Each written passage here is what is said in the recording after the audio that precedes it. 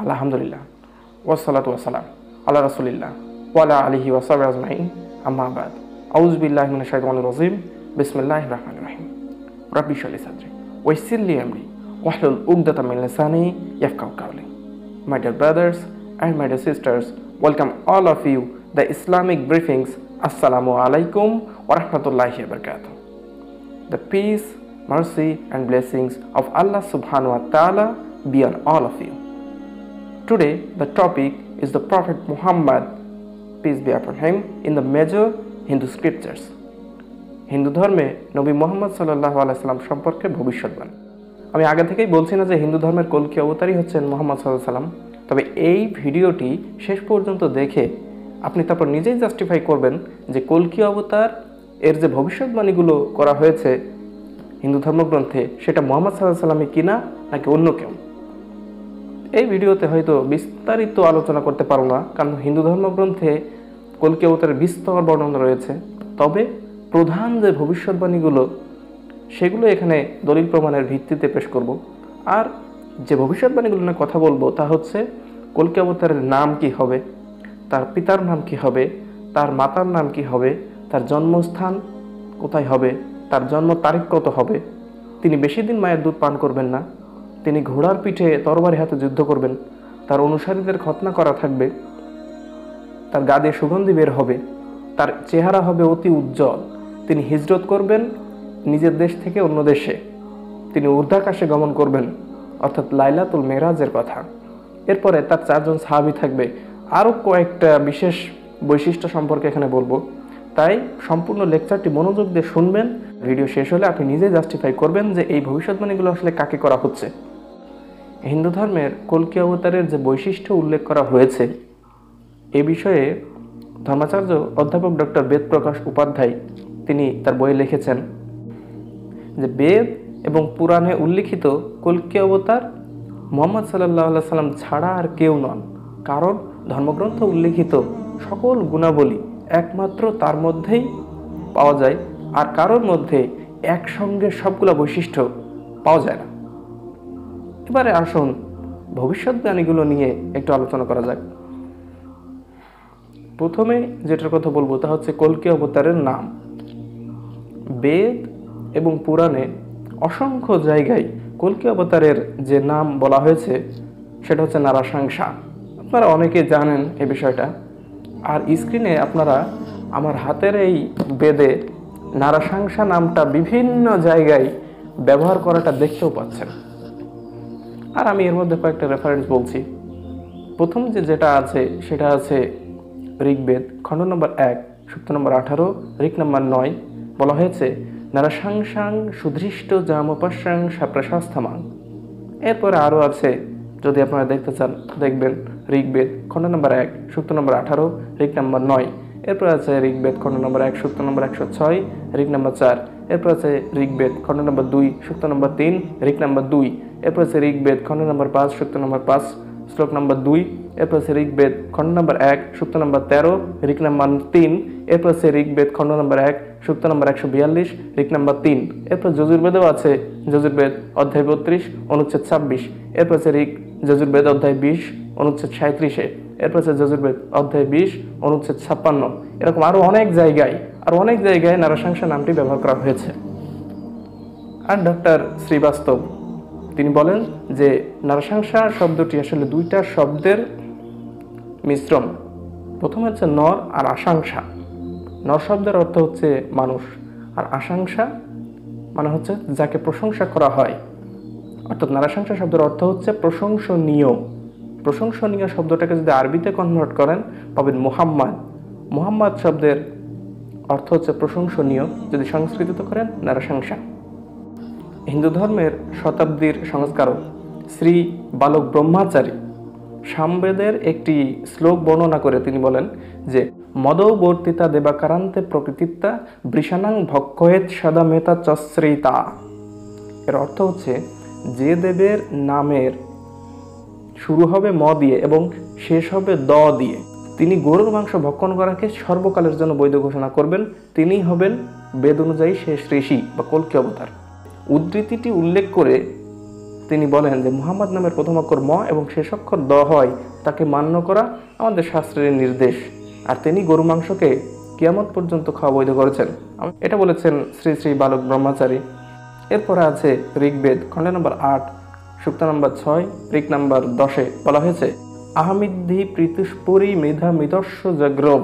এখানে আরও একটি নাম ব্যবহার করা হয়েছে আহমেদ, আহমেদ্দি, আহমেদ। এই আহমেদ শব্দটা হচ্ছে মুহাম্মদ সাল্লাল্লাহু আলাইহি ওয়াসাল্লামের আরও একটি নাম, আমরা জানি। এবারে দেখি পিতার নাম কোথায় বলা হয়েছে।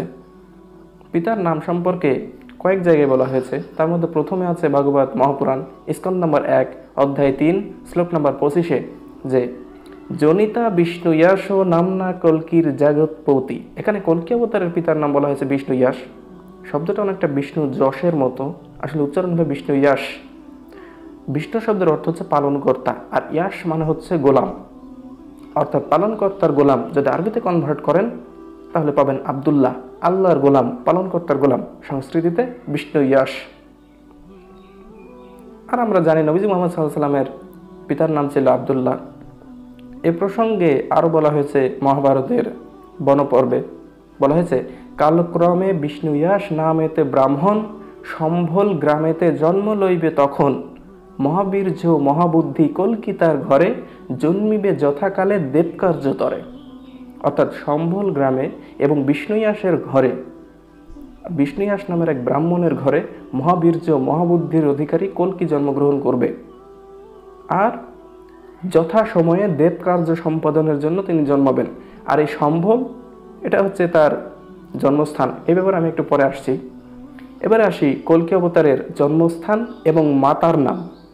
এটার উল্লেখ আছে কল্কি পুরাণে অধ্যায় 2 শ্লোক নম্বর 4-এ বলা হয়েছে সম্ভলে বিষ্ণু ইয়াস গৃহে প্রাদুর্ভাম হামসু মামতাং সুমতাং মাতৃবিভ।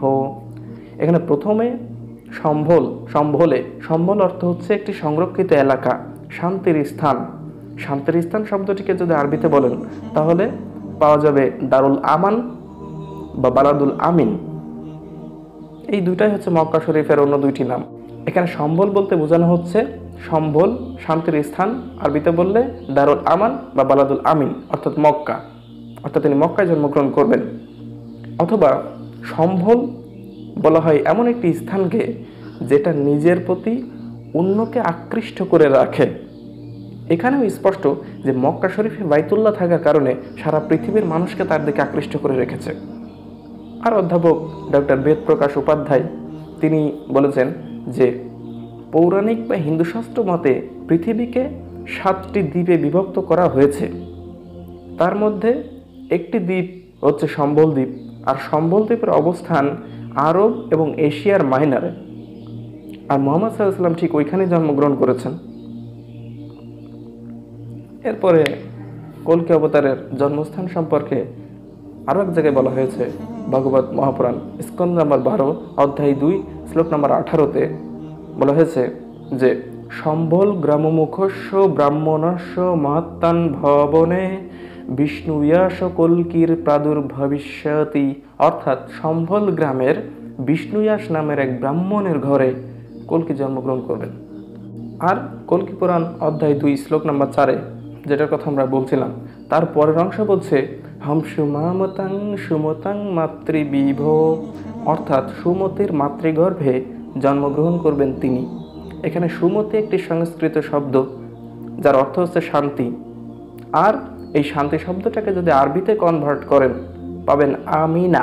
আমিনা শব্দের অর্থ হচ্ছে শান্তি, সংস্কৃততে বললে সুমতি, অর্থাৎ সুমতি মানে হচ্ছে আমিনা। আর আমরা জানি মুহাম্মদ সাল্লাল্লাহু আলাইহি ওয়াসাল্লামের মাতার নাম ছিল আমিনা। এবারে আসি কল্কি অবতারের জন্ম তারিখ। এটার উল্লেখ আছে কল্কি পুরাণ অধ্যায় 2 শ্লোক নম্বর 15-তে বলা হয়েছে দ্বাদশাং শুক্লপক্ষস্য মাধবে মাসি মাধব যত দদৃশ্য তু পুত্রং পিতরৌরিষ্ট মনসৌ। অর্থ তিনি মাধব মাসের শুক্লপক্ষের 12 তারিখে জন্মগ্রহণ করবেন। এখানে মাধব মাস মানে হচ্ছে বৈশাখ মাস, আর বিক্রমী ক্যালেন্ডার মতে বৈশাখ মাসকে বলা হয় বসন্ত। বসন্তের আরবি রূপান্তর হচ্ছে রবিউ। আর শুক্লপক্ষ শব্দের অর্থ হচ্ছে প্রথম অংশ। শুক্লপক্ষ বলা হয় প্রথম অংশকে। আরবি প্রতিশব্দ হয় আওয়াল।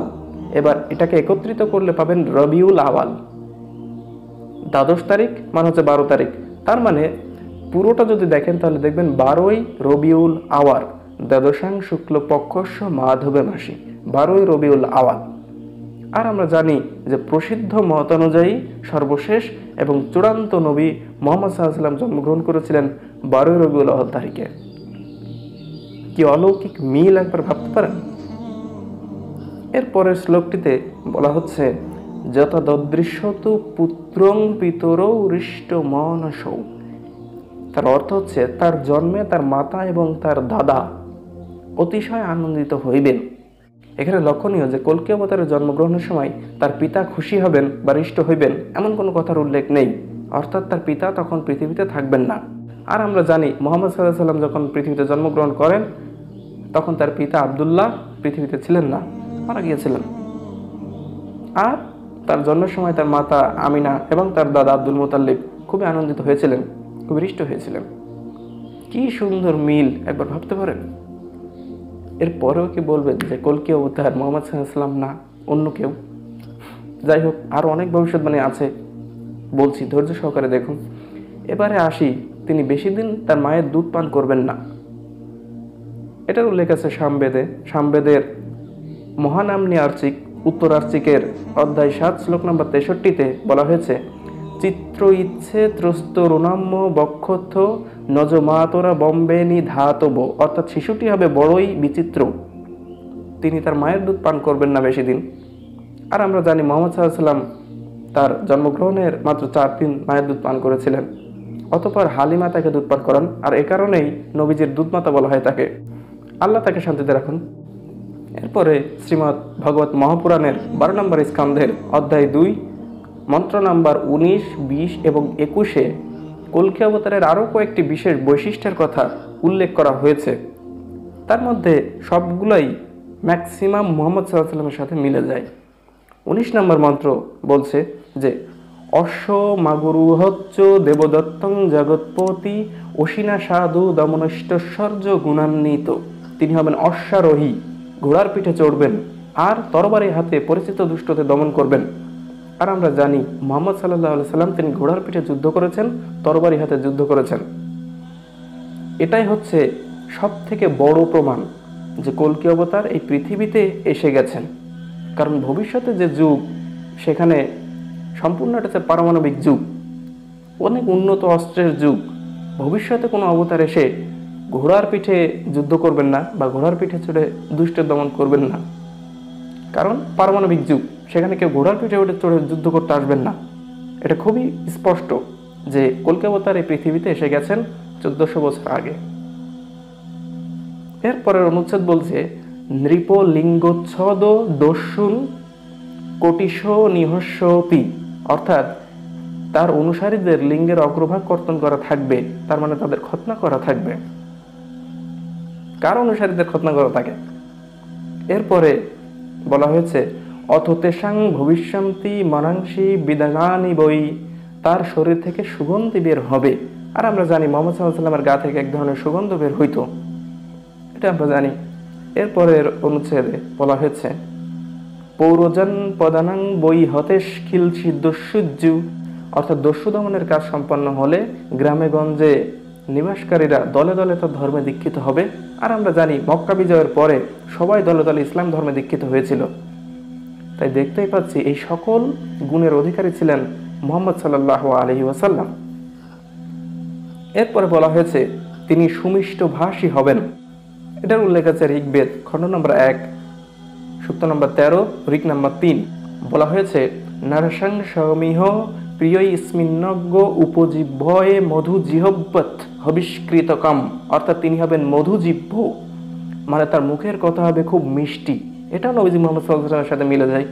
নবীজি ছিলেন খুবই সুমিষ্ট ভাষী এবং তার কথা ছিল খুবই শ্রুতিমধুর, খুবই শ্রুতিমধুর। তার কথা শুনে মানুষ মুগ্ধ হয়ে যেত, এটাও মিলে যায়। এরপরে উল্লেখ আছে ঋগ্বেদ খণ্ড নম্বর 2 সূক্ত নম্বর 3, ঋক নম্বর 2। বলা হয়েছে উজ্জ্বল মুখের অধিকারী হবেন। বলা হয়েছে নারাশাংস প্রতিধামানঞ্জন ত্রিস্ত্র দিবমতি মহাশ্বর্চি, অর্থাৎ এখানে সর্চি শব্দের সন্ধি বিচ্ছেদ হচ্ছে সুং প্লাস অর্চি অশ্ব, অর্থাৎ সুন্দর দীপ্তি। সুন শব্দের অর্থ হচ্ছে সুন্দর। সরচি শব্দের তাৎপর্য হচ্ছে তার মুখমণ্ডল এমন সুন্দর ও কান্তিময় হবে যেন তার থেকে আলোকরশ্মি ছড়িয়ে পড়ছে। আর আমরা জানি মুহাম্মদ সাল্লাল্লাহু আলাইহি ওয়াসাল্লামের চেহারা ছিল অত্যাধিক সুন্দর। এটা উল্লেখ আছে সহিহ বুখারীতে 3356 নম্বর হাদিস, আর আছে সহিহ মুসলিমের 6212 নম্বর হাদিসে যে নবীজির চেহারা ছিল অতুলনীয় সুন্দর, ঠিক যেমনটা বর্ণনা করা হয়েছে আগের শ্লোকটাতে। অতুলনীয় সুন্দর ছিলেন নবীজি মুহাম্মদ সাল্লাল্লাহু আলাইহি ওয়াসাল্লাম। এরপরে বলা হয়েছে তিনি হবেন কৌরম বা দেশত্যাগী, নিজের দেশ ত্যাগ করবেন। এটা উল্লেখ আছে অথর্ববেদ অধ্যায় 20 সূত্র নম্বর 9। ষষ্ঠিং সহস্র নবতিং চকৌরম আরুষ্মেষু দন্মহে, এখানে তাকে বলা হয়েছে কৌরম, চকৌরম অর্থাৎ দেশত্যাগী বলা হয়েছে। আর মুহাম্মদ সাল্লাল্লাহু আলাইহি ওয়াসাল্লাম ছিলেন কৌরম অর্থাৎ দেশত্যাগী, কারণ তিনি হিজরত করেছিলেন, মক্কা থেকে মদিনায় চলে গিয়েছিলেন কাফেরদের অত্যাচারে। এরপরে বলা হয়েছে তিনি আকাশ ভ্রমণকারী হবেন, ঊর্ধ্বাকাশে ভ্রমণকারী হবেন। এটার উল্লেখ আছে অথর্ববেদ অধ্যায় 20 সূত্র নম্বর 9 শ্লোক নম্বর 1 থেকে 7 মধ্যে। আগেরটাও এটাও বলা হয়েছে বর্ষা রথস্য নিজিহিরতে দিব ইসমানা উপকৃষ, অর্থাৎ এখানে বলা হয়েছে রথে চড়ে আকাশ ভ্রমণে যাবেন, অর্থাৎ তিনি যে বাহনে চড়বেন সেটাকে বলা হচ্ছে রথ। আর রথ মানে হচ্ছে যে বাহনে তিনি আকাশ ভ্রমণ করবেন সেটাকে বোঝানো হয়েছে। আর আমরা জানি মুহাম্মদ সাল্লাল্লাহু আলাইহি ওয়াসাল্লাম লাইলাতুল মেরাজে আকাশ ভ্রমণে গিয়েছিলেন, যার বর্ণনা আল্লাহ পবিত্র কোরআনে সূরা বনী ইসরাইলের 1 নম্বর আয়াতে করেছেন। লাইলাতুল মেরাজের বর্ণনা করেছেন এখানে সূরা বনী ইসরাইল অধ্যায় 17 আয়াত নম্বর 1। এরপরে বলা হয়েছে তার 4 জন বিশিষ্ট সহচর থাকবেন। এটা উল্লেখ আছে কল্কি পুরাণ অধ্যায় 2 শ্লোক নম্বর 5-এ। বলা হয়েছে চতুর্ভি ভাতৃভীরদেব করিষ্যমি কল্কি অয়ক্ষম, বলা হয়েছে কল্কি অবতারের চতুর্ভি ভাতৃভ্য অর্থাৎ 4 জন বিশিষ্ট সহচর থাকবেন। আর আমরা জানি মুহাম্মদ সাল্লাল্লাহু আলাইহি ওয়াসাল্লামের 4 জন বিশিষ্ট সহচর ছিলেন, তারা হচ্ছেন হযরত আবু বকর, হযরত ওমর, হযরত ওসমান এবং হযরত আলী রাদিয়াল্লাহু আনহুম। ধর্মাচার্য অধ্যাপক ডক্টর বেদপ্রকাশ উপাধ্যায় তার বইয়ে লিখেছেন যে ইসলাম গ্রহণ করে না এবং মুহাম্মদ সাল্লাল্লাহু আলাইহি ওয়াসাল্লামকে মানে না এবং তার ধর্মমতকেও স্বীকার করে না, সে প্রকৃত একজন হিন্দুও না, প্রকৃত হিন্দুও না। এই কথা তিনি লিখেছেন। কারণ হিন্দু ধর্মগ্রন্থের মতে কল্কি অবতার পৃথিবীতে আগমনের পর তাকে এবং তার ধর্মকে মানতে বলা হয়েছে। সুতরাং যে হিন্দু নিজ ধর্মগ্রন্থের উপর বিশ্বাস রাখে সে অবশ্যই মুহাম্মদ সাল্লাল্লাহু আলাইহি ওয়াসাল্লামকে মানবে।